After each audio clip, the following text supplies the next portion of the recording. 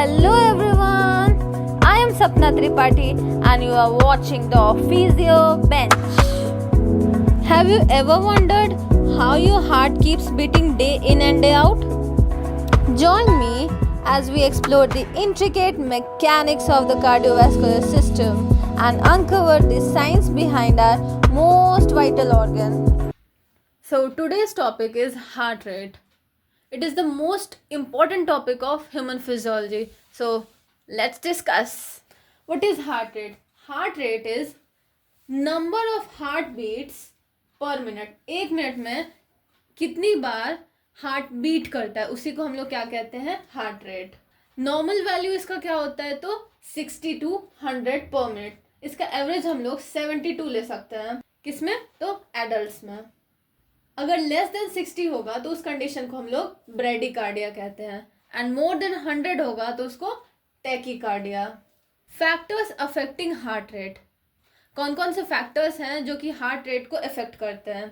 इसमें पहला है एज, जेंडर, बॉडी का temperature, some diseases, drugs, emotions and exercises. So let's discuss the first factor, age. How it affects the heart rate.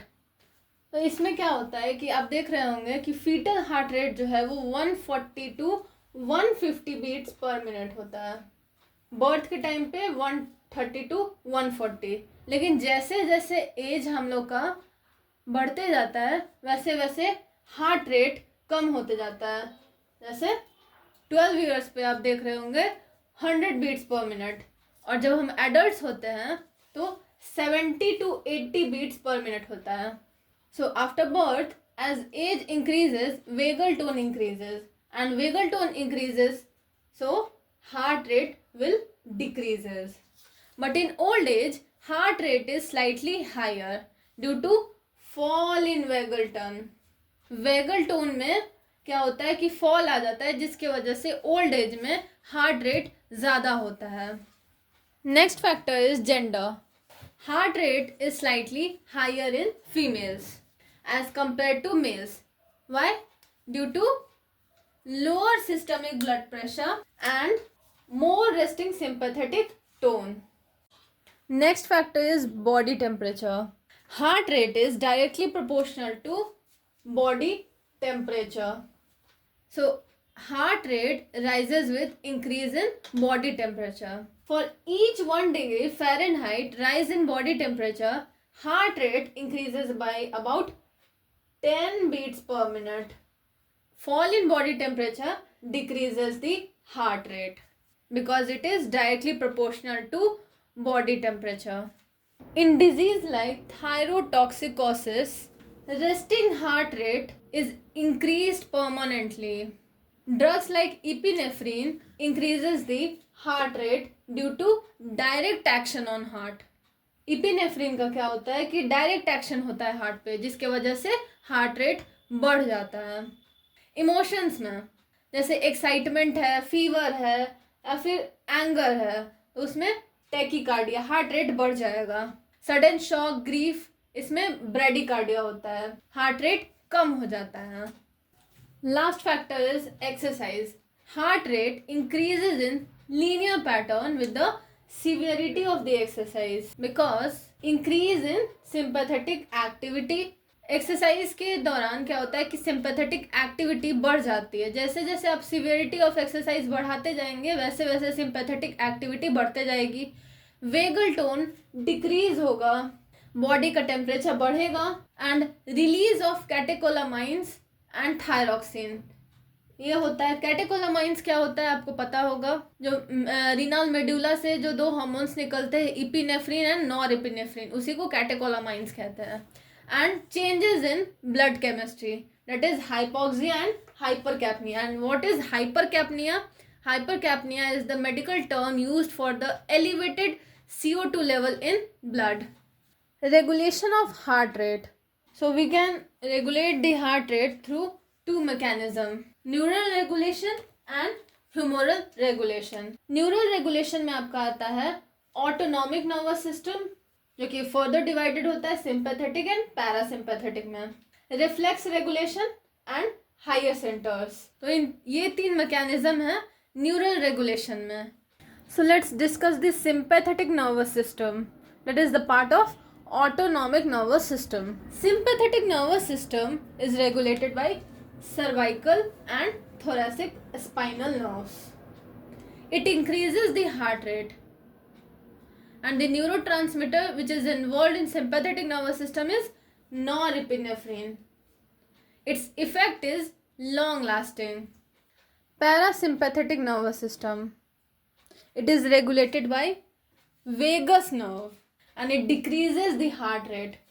Its neurotransmitter is acetylcholine and its effect is short acting.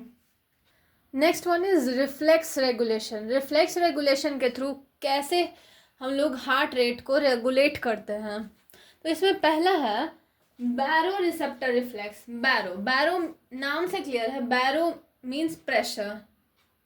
तो वैसा receptor जो pressure receptor पे काम करे उसको हम लोग बैरो receptor कहते हैं.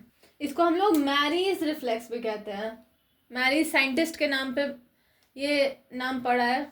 क्या होता है कि ब्लड प्रेशर बढ़ता है, तो ब्लड प्रेशर जब बढ़ेगा तो बैरो रिसेप्टर स्टिमुलेट हो जाता है. बैरो रिसेप्टर होता कहाँ पे है, तो कैरोटिड साइनस में और एओर्टिक आर्च में. ये क्या होता है, उसके बाद फिर एफरेंट नर्व्स के थ्रू ये efferent nerves 9th and 10th cranial nerves के थ्रू ये जाता है न्यूक्लियस ट्रैक्टस सॉलिटेरियस के पास. वो स्टिमुलेट करता है वेगस नर्व को, जो हमारा 10th क्रेनियल नर्व है उसको वेगस नर्व को स्टिमुलेट कर देगा और क्या होता है फिर हार्ट रेट कम हो जाता है. Next is chemo receptor reflex. इसमें क्या होता है, PO2 अगर फॉल करेगा तो PCO2 बढ़ेगा और PCO2 बढ़ने के कारण क्या होता है, एसिडोसिस हो जाता है. एसिडोसिस होने के कारण ये क्या होता है कि कीमो रिसेप्टर को स्टिमुलेट कर देता है. देन ये एफरेंट फाइबर्स के through via 9th and 10th cranial nerve ये जाता है NTS के पास, न्यूक्लियस ट्रैक्टस सॉलिटेरियस के पास. वहां पर इसका स्टिमुलेशन होता है किसका, वैसोमोटर सेंटर का, जो कि क्या कराता है, tachycardia. That means heart rate बढ़ जाएगा. बैरो रिसेप्टर रिफ्लेक्स में हम लोग देखे थे कि हार्ट रेट कम हो रहा था. इसमें क्या है, हार्ट रेट बढ़ रहा है. Next mechanism is Ben bridge reflex via cardiopulmonary reflex. तो हार्ट रेट को रेगुलेट करते हैं हम लोग बेन ब्रिज रिफ्लेक्स से. कैसे, मैकेनिज्म में क्या होता है कि वेनस रिटर्न बढ़ जाता है. वेनस रिटर्न बढ़ेगा तो क्या होगा, स्टिमुलेशन होगा स्ट्रेच रिसेप्टर का. कहाँ पे, राइट एट्रियम में, क्योंकि प्रेशर बढ़ रहा है. देन एफरेंट इम्पल्सेस जाता है वेगस के थ्रू और वो इनहिबिशन कर देता है वेजोडाइलेटर एरिया में, जिसके वजह से वेगल टोन जो है वो डिक्रीज कर जाता है. और वेगल टोन डिक्रीज करेगा तो हम लोगों ने पढ़ा है वीडियो के स्टार्टिंग में ही कि वेगल टोन डिक्रीज होता है तो हार्ट रेट इंक्रीज होता है. इनवर्सली प्रोपोर्शनल रिलेशन है. नेक्स्ट इज रिफ्लेक्स रेगुलेशन में Cushing reflex. Cushing reflex via CNS ischemic reflex. इसमें क्या होता है, इंट्राक्रेनियल प्रेशर बढ़ेगा, देन BP बढ़ेगा due to CNS ischemic reflex. It increases BP in turn causes reflex bradycardia by baroreceptor reflex. So this is the mechanism of Cushing reflex. So let's revise the all four reflex. Marey's reflex. इसमें क्या होता है कि blood pressure बढ़ता है तो heart rate कम होता है. कीमो रिसेप्टर रिफ्लेक्स, PCO2 का लेवल इसमें बढ़ेगा तो हार्ट रेट भी बढ़ेगा. बेन ब्रिज रिफ्लेक्स, इसमें ब्लड वॉल्यूम बढ़ता है जिसकी वजह से हार्ट रेट भी बढ़ता है. कुशिंग्स रिफ्लेक्स, कुशिंग रिफ्लेक्स में इंट्राक्रेनियल प्रेशर बढ़ेगा, देन हार्ट रेट भी घटेगा. Regulation through higher centres. इसमें क्या होता है, स्टिमुलेशन होता है मोटर कॉर्टेक्स का, फ्रंटल लोब एंड थैलेमस का, जिसकी वजह से हार्ट रेट बढ़ जाता है. Heart rate increases in emotional status is due to stimulation of limbic system. जब हम लोग इमोशनल होते हैं उस टाइम हार्ट रेट बढ़ा हुआ होता है due to stimulation of limbic system. Limbic system उस टाइम एक्ट कर रहा होता है